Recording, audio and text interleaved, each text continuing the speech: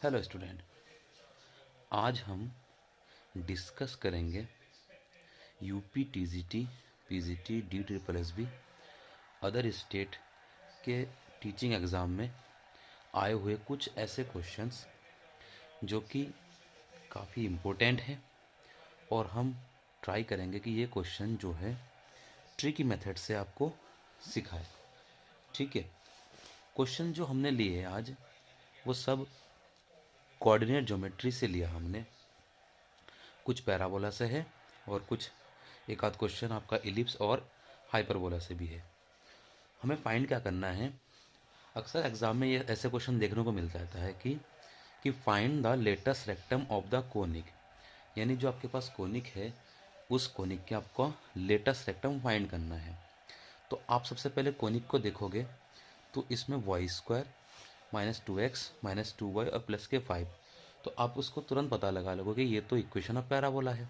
ठीक है। तो जब इक्वेशन ऑफ पैराबोला है तो आप क्या करोगे, ट्राई करोगे, बुकिस मेथड फॉलो करोगे और कहीं ना कहीं सबसे पहले आप इसको क्या करोगे, इसको आप इस रूप में लेके आने की कोशिश करोगे y² = 4ax, और फिर आप इससे कंपेयर करके 4a की वैल्यू निकालोगे और तब जाके आपका आंसर आएगा।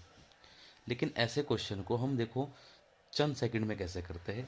जब भी आपसे ऐसे क्वेश्चन में आपसे पूछे कि लेटेस्ट रेक्टम फाइंड करो तो आपको क्या करना है, आपको कुछ नहीं करना है।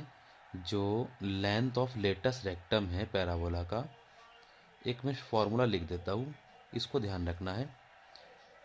वो मॉड के अंदर लिखना आपको कोफिशिएंट ऑफ, देखो अगर y के रेस्पेक्ट में क्वाड्रेटिक है तो ऊपर आएगा कोफिशिएंट ऑफ x और नीचे आएगा कोफिशिएंट ऑफ y², और मॉडुलस लगा देना क्योंकि डिस्टेंस है, कैन नॉट बी नेगेटिव।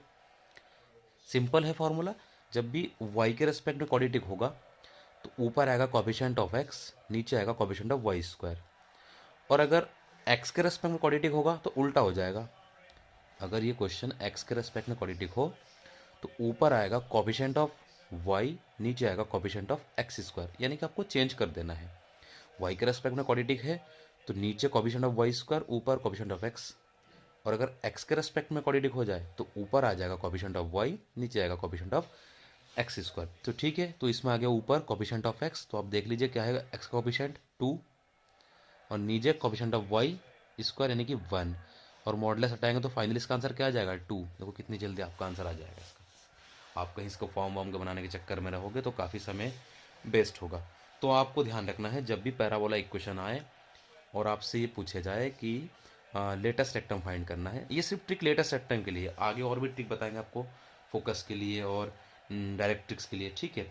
तो आपको क्या करना है, लेटेस्ट रेक्टम फाइंड करने के लिए सीधा कुछ नहीं है, अगर y के रेस्पेक्ट में क्वाड्रेटिक है तो ऊपर x का कोफिशिएंट, नीचे y का कोफिशिएंट और उसका मॉड, नीचे y² का कोफिशिएंट उसका मॉड, और अगर x² के फॉर्म में क्वाड्रेटिक है तो आपको चेंज कर देना है, ऊपर ले लेना आपको ऊपर लेना आपको y का कोफिशिएंट और नीचे लेना आपको x² का कोफिशिएंट। ठीक है, उसको मॉड कर लगा देना।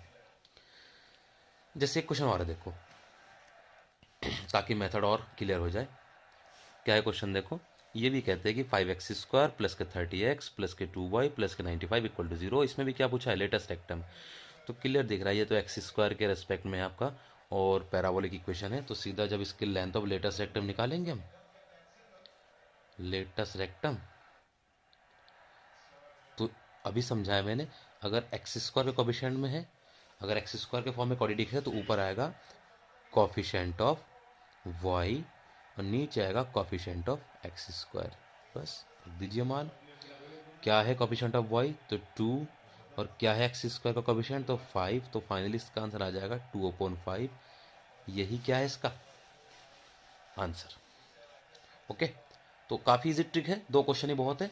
अब कुछ क्वेश्चन लिया मैंने ऐसे ही, इसेंट्रिसिटी देखो कैसे निकालते हैं ट्रिक मेथड से।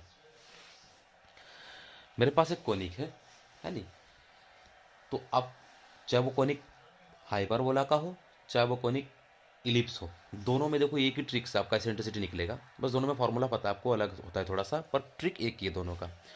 अगर आपके आपके पास ऐसे आपके एग्जाम में ऐसे क्वेश्चन काफ़ी देखने को मिलता है कि find the eccentricity of the conic, आप इसमें भी क्या करोगे, अगर आप बुकिस मेथड फॉलो करोगे तो सबसे पहले तो आप पहचानो, देखो ये बीच में माइनस आ रहा है एक्स स्क्वायर और वाई स्क्वायर के बीच में, तो ये तो आपको पहले क्लियर पता चल जाता है कि ये तो हाइपरबोलिक इक्वेशन है। तो आप क्या ट्राई करोगे, सबसे पहले इसको इस फॉर्म में लाने की कोशिश करोगे, x square upon a square minus y square upon b square और इक्वल टू 1। फिर जाके आपको ए और बी की वैल्यू पता चलेगी यहाँ से, तब जाके आप कहीं ना कहीं इसका फॉर्मूला लगाओगे ई का। ठीक, लेकिन हम आपको एक ट्रिक बता देते हैं, आप थोड़े ही समय में देखो कैसे एसेंट्रिसिटी निकाल सकते हो इस क्वेश्चन में।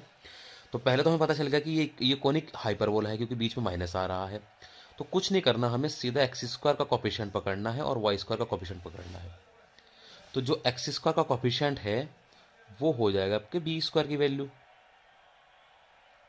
और जो वाई स्क्वायर का कोफिशिएंट है वो हो जाएगी किसकी वैल्यू, ए स्क्वायर की वैल्यू। बस अब ये ध्यान रखिए, हालांकि फॉर्म में कुछ भी आ जाए स्क्वायर बी स्क्वायर, हमें उससे मैटर नहीं है।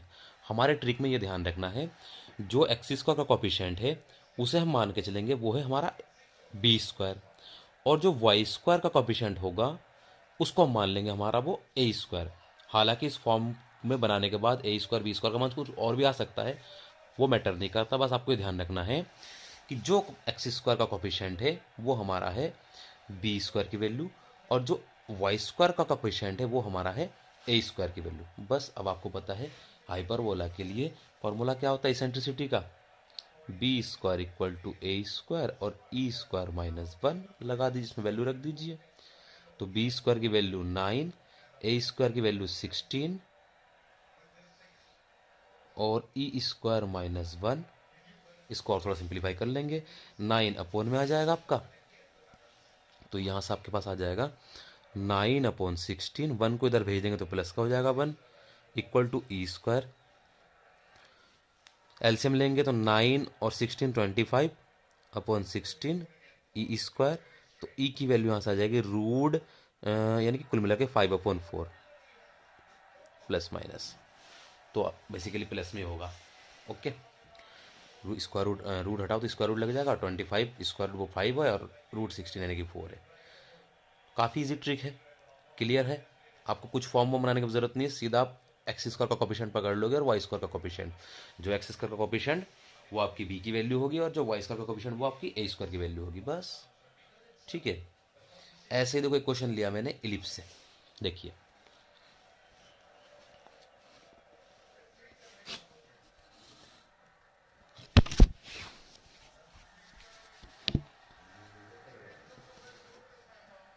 देखो क्वेश्चन ये है, नेक्स्ट